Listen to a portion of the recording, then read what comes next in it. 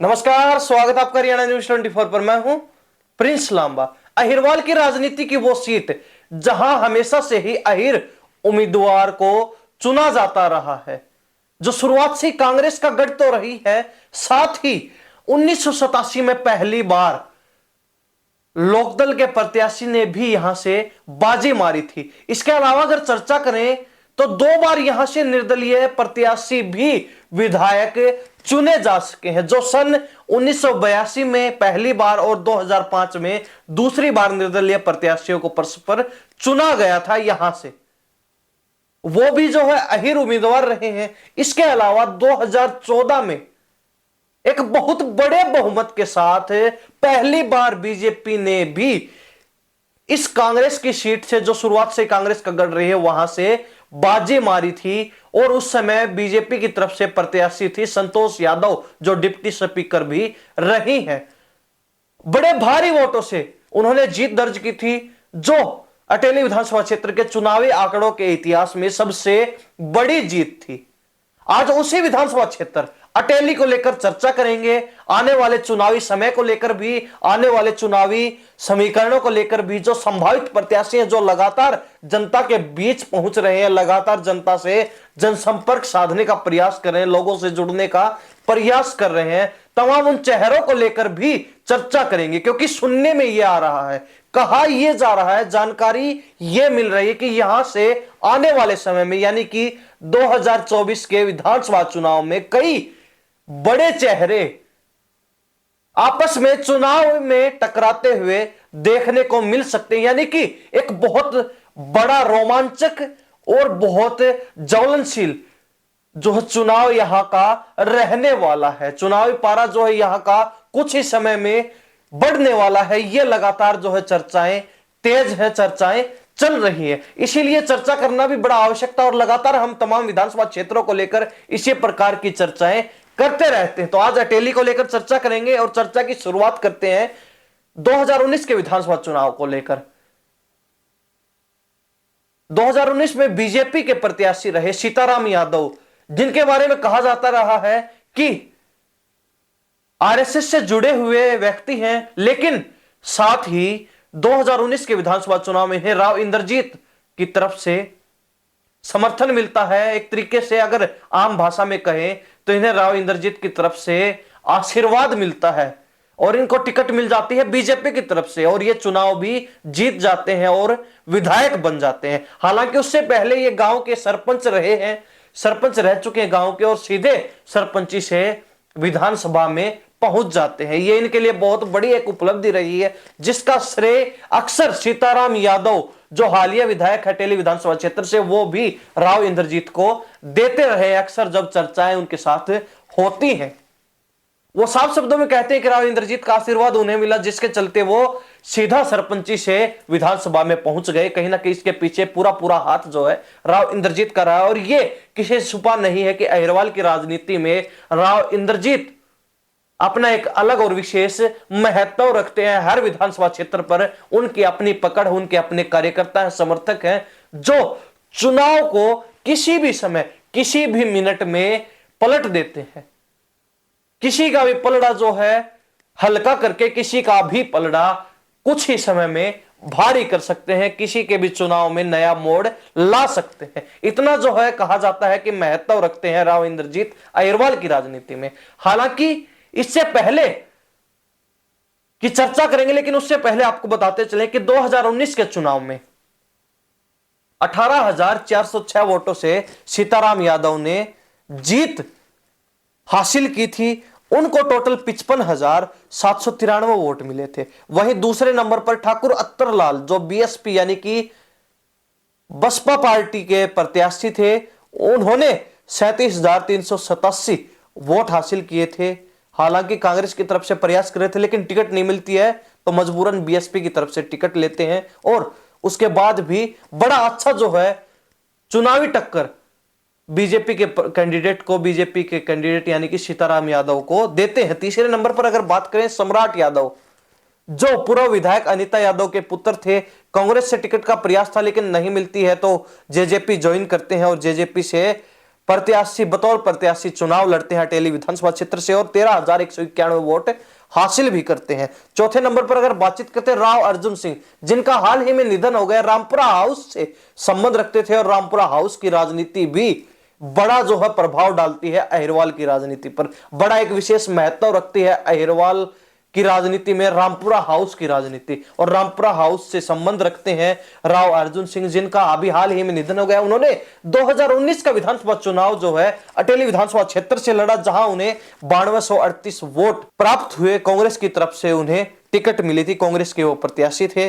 जीत का अंतर हमने आपको बताया कि 2019 के विधानसभा चुनाव में 18,406 का रहा है। वहीं 2014 में जिस प्रकार हमने शुरुआत में आपको बताया कि बीजेपी ने पहली बार अटेली विधानसभा क्षेत्र में अपनी जीत दर्ज की थी और पहली जीत इतनी जबरदस्त रही थी कि बीजेपी ने वो जीत इतिहास के पन्नों में दर्ज कर दी, क्योंकि आज तक का जो चुनावी इतिहास रहा है अटेली विधानसभा क्षेत्र का, उसमें इतनी बड़ी जीत कभी नहीं हुई थी जितनी बड़ी जीत 2014 में संतोष यादव जो बीजेपी की प्रत्याशी रही हैं उन्होंने हासिल की थी। उन्हें टोटल 64,659 वोट प्राप्त हुए थे और उनकी जीत अगर आप सुनेंगे तो हैरान रह जाएंगे, 48,601 वोटों से उन्होंने रिकॉर्ड तोड़ जीत हासिल की थी। वहीं दूसरे नंबर पर अगर बात करते हैं सतबीर सिंह जो प्रत्याशी थे इनेलो की तरफ से 16,058 वोट प्राप्त करते हैं, 16,058 वोट, और दूसरे नंबर पर रहते हैं। कहीं ना कहीं एक तरीके से कहें तो इतनी बड़ी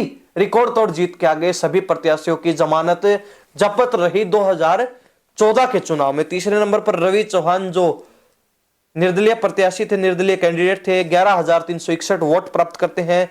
चौथे नंबर पर अगर बातचीत करते हैं तो प्रदीप कुमार जो निर्दलीय प्रत्याशी थे 8,556 वोट प्राप्त करते हैं निर्दलीय प्रत्याशी के रूप में। और पांचवें नंबर पर अनीता यादव जो पूर्व में विधायक रही हैं कांग्रेस की तरफ से अटेली विधानसभा क्षेत्र से 2009 में, उनको 2014 के विधानसभा चुनाव में वोट मिलते हैं मात्र 7727 यानी कि 7,727, और जिसके रूप में यह कहा जा सकता है कि उनकी जमानत जब्त रही 2014 के विधानसभा चुनाव में। बीजेपी ने बड़ी रिकॉर्ड तोड़ जीत हासिल की, 2019 में भी बीजेपी ने रिकॉर्ड तोड़ जीत हासिल की। वहीं 2009 का हमने जिक्र किया तो यहां से कांग्रेस की तरफ से अनीता यादव को टिकट मिली और वो 1,073 वोटों से चुनाव जीती बीजेपी की प्रत्याशी संतोष यादव के मुकाबले में।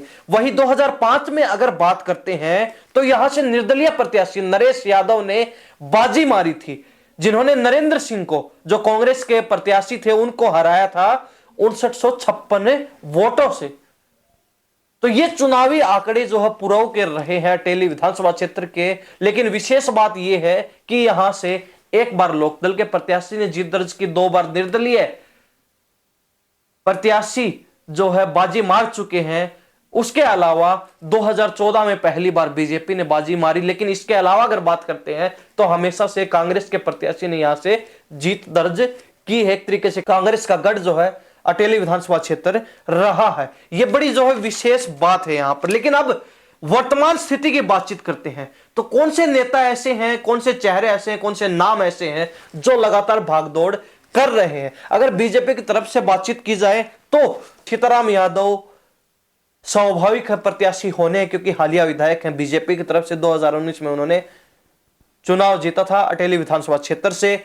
दूसरे नंबर पर अगर बातचीत करते हैं तो संतोष यादव जो 2014 में चुनाव जीती थी, रिकॉर्ड तोड़ जीत उन्होंने दर्ज की थी बीजेपी की तरफ से और डिप्टी स्पीकर भी रही हैं, वो भी अटेली विधानसभा क्षेत्र से बीजेपी की टिकट की दौड़ में, रेस में शामिल है। वहीं तीसरे नंबर पर अगर बात करते हैं तो स्वाति यादव जिन्होंने 2019 में जेजेपी की टिकट पर भिवानी महेंद्रगढ़ लोकसभा क्षेत्र से सांसद का चुनाव लड़ा और कहीं ना कहीं उनको हार का सामना करना पड़ा बीजेपी के प्रत्याशी के सामने। वो उसके बाद उन्होंने कुछ समय पश्चात बीजेपी को ज्वाइन कर लिया और अब बीजेपी से बतौर प्रत्याशी के रूप में रेस में शामिल हैं, दौड़ में शामिल है। कांग्रेस की तरफ से अगर बात करते हैं सबसे पहला नाम रहता है राव अर्जुन सिंह जो रामपुरा हाउस से संबंध रखते थे, लेकिन कुछ ही समय पहले उनका निधन हो जाता है तो कहीं ना कहीं उनका नाम अब इस लिस्ट से हट जाता है। देखना यह होगा आने वाले समय में रामपुरा हाउस की तरफ से कौन जो अटेली विधानसभा क्षेत्र में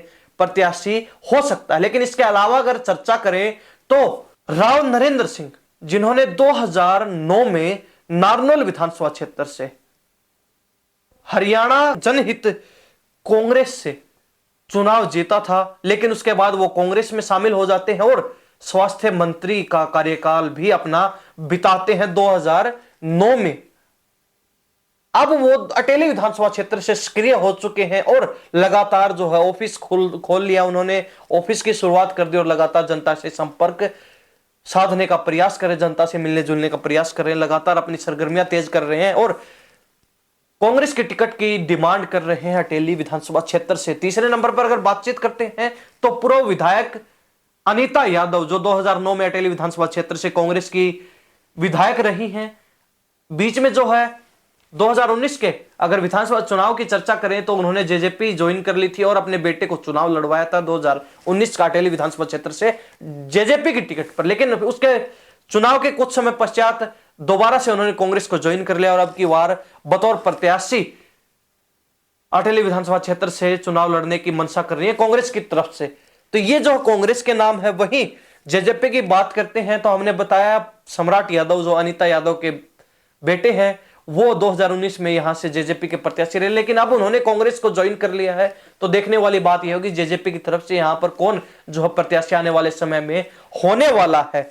आईएनएलडी की तरफ से बात करें तो अभी तक कोई भी जो संभावित प्रत्याशी यहां देखने को नहीं मिला है। देखने वाली ये भी दिलचस्प बात होगी कौन आईएनएलडी की तरफ से जो प्रत्याशी रहता है और आम आदमी पार्टी की तरफ से भी कौन जो है संभावित प्रत्याशी आने वाले समय में होने वाला है, देखने को मिलेगा कौन सा चेहरा कौन सा नाम। यह बड़ी दिलचस्प बात है। लेकिन अगर इसका अंत में हम निचोड़ पर पहुंचे तो निचोड़ यही है कि 2024 का विधानसभा चुनाव अटेली विधानसभा क्षेत्र का बड़ा रोमांचक और बड़ा ही जो है तनावपूर्ण होने वाला है, क्योंकि बहुत बड़े बड़े चेहरे यहां देखने को मिलेंगे। पूर्व विधायक आपस में टक्कर जो पूर्व विधायकों के आपस में देखने को मिल सकती है। ये वो संभावित प्रत्याशी हैं, संभावित नाम है जो अपने अपने दलों से टिकट की मांग करें, टिकट की दौड़ में शामिल है। हालांकि आप अपनी राय कमेंट में जरूर दे दीजिए कि किस पार्टी से टिकट मिल सकती है, कौन जो है सबसे आगे चल रहा है टिकट लेने की दौड़ में, कौन सी पार्टी से, और कौन जो है 2024 में बाजी मार सकता है अगर उसे किस दल से किसे टिकट मिलती है और कौन 2024 में बाजी मार सकता है। तमाम चीजों को लेकर कमेंट में अपनी राय जरूर दे दीजिए। इन्हीं सब बातों के साथ मैं प्रिंस लांबा, हरियाणा न्यूज़ 24। नमस्कार, जय हिंद।